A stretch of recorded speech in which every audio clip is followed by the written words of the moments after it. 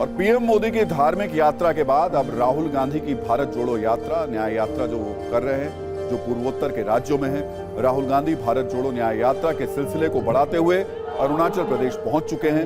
यहां ईटानगर में उन्होंने बीजेपी और आरएसएस पर जमकर हमले किए। राहुल गांधी ने कहा कि आरएसएस और बीजेपी ने मीडिया समेत सारी संस्थाओं पर दबाव डाल रखा है, डरा रखा है, इसलिए उन्हें जनता के बीच जाकर यात्रा शुरू करनी पड़ी।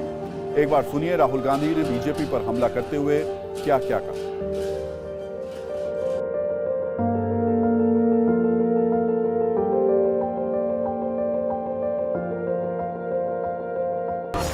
बेरोजगारी, महंगाई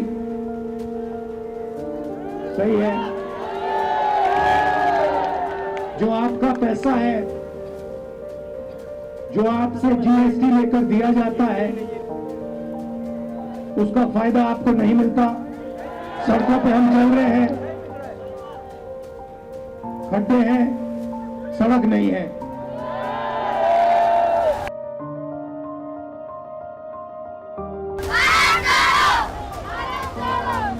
बीजेपी और आरएसएस के लोग नफरत फैला रहे हैं, एक धर्म को दूसरे धर्म से लड़ा रहे हैं, एक जात को दूसरी जात से लड़ा रहे हैं।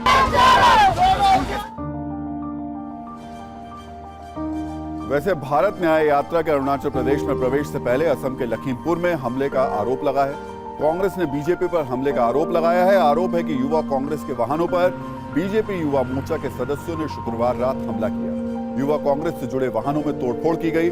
लखीमपुर में राहुल गांधी के कटआउट और बैनर को भी नुकसान पहुंचाया गया। कांग्रेस अध्यक्ष मल्लिकार्जुन खड़गे ने सोशल मीडिया पर पोस्ट करके इस हमले के लिए बीजेपी की आलोचना की और दोषियों पर सख्त कार्रवाई की मांग की। और अब एक ऐसे बाबा की बात करते हैं जिस पर भगवान शिव की कृपा का तो पता नहीं, लेकिन सत्ता की कृपा खूब बरस रही है, धुआंधार कृपा हो रही है। ये बाबा हैं डेरा सच्चा सौदा प्रमुख गुरमीत राम रहीम। हत्या और रेप के दोषी साबित होने पर उम्र कैद की सजा काट रहे गुरमीत राम रहीम पर 2024 के पहले ही महीने में बम्पर कृपा बरसी। डेरा सच्चा सौदा का प्रमुख गुरमीत राम रहीम 50 दिनों की पैरोल पर एक बार फिर से जेल से बाहर आ गया। जेल से बाहर आने के बाद वो उत्तर प्रदेश के बागपत के बरनावा आश्रम में रहेगा। इस बार भी गुरमीत राम रहीम को पैरोल दिए जाने पर सवाल उठाए गए। अयोध्या उत्सव से ठीक 3 दिन पहले गुरमीत राम रहीम जेल से बाहर आया है और जेल से बाहर आते ही उसने अपने सोशल मीडिया प्लेटफॉर्म्स पर वीडियो संदेश जारी किया है। राम रहीम ने अपने अनुयायियों से राम मंदिर के प्राण प्रतिष्ठा कार्यक्रम के दिन को दिवाली की तरह मनाने का निर्देश दिया है। अभी पिछले साल ही गुरमीत राम रहीम नवंबर में ही 21 दिन के लिए जेल से बाहर आया था और अब नया साल शुरू होते ही उसने हर साल मिलने वाली छुट्टियों के नियम के मुताबिक एक बार फिर से 50 दिन की पैरोल हासिल कर ली है और जेल से बाहर आ गया है। लोग पूछ रहे हैं कि गुरमीत राम रहीम पर कौन सी कृपा बरस रही है। वैसे राम रहीम दावा करता है कि वो चमत्कार करता है, लेकिन यहाँ तो उसी के साथ चमत्कार हो रहा है, वो भी पैरोल वाला चमत्कार। लोग पूछ रहे हैं अगर गुरमीत राम रहीम की जगह कोई आम आदमी होता तो क्या उस पर भी इसी तरह कृपा बरसती।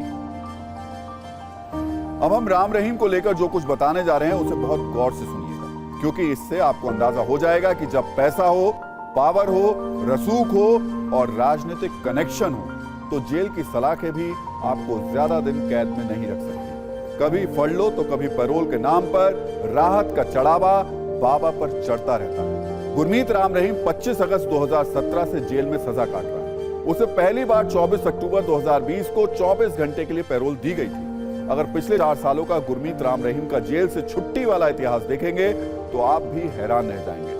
2020 में 1 दिन के लिए जेल से बाहर रहा, 2021 में 2 दिन जेल से बाहर रहने की इजाजत मिली, 2022 में 91 दिनों तक राम रहीम ने पैरोल और फड़लों का सुख उठाया, 2023 में 101 दिन जेल से बाहर रहा, 2024 में 50 दिनों के लिए जेल से बाहर है। ऐसे में अगर देखें तो पिछले 4 वर्षों में गुरमीत राम रहीम पर खूब कृपा बरसी है। मीडिया रिपोर्ट्स के मुताबिक 2020 से अब तक वो कम से कम 245 दिन तक जेल से बाहर ही रहा है। राम रहीम को ऐसे पैरोल मिलती है जैसे वो कैदी ना होकर के विजिटिंग प्रोफेसर हो। कुछ समय जेल में होता है, बाकी समय बाहर घूमता है। वैसे हरियाणा के जेल मंत्री रणजीत सिंह चौटाला का दावा है कि राम रहीम को नियम के मुताबिक ही जेल से बाहर जाने की इजाजत मिलती है, जबकि राम रहीम के विरोधी कह रहे हैं सरकार की कृपा कुछ ज्यादा ही बरस रही है। बाकी कैदियों पर इतनी कृपा क्यों नहीं बरसती?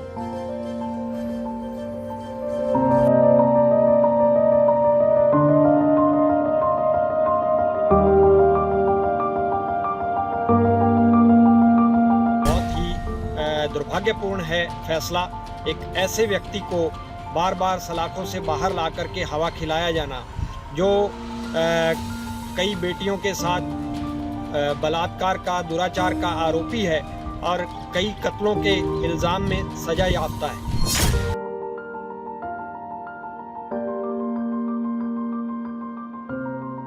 मैं रोज 2 बार में देता हूँ, ये उसकी मर्जी है। मतलब वो एक नहीं, हमसे तो 23-24 हज़ार कैदी हैं, सभी के लिए एज पर जेल मैनुअल नहीं।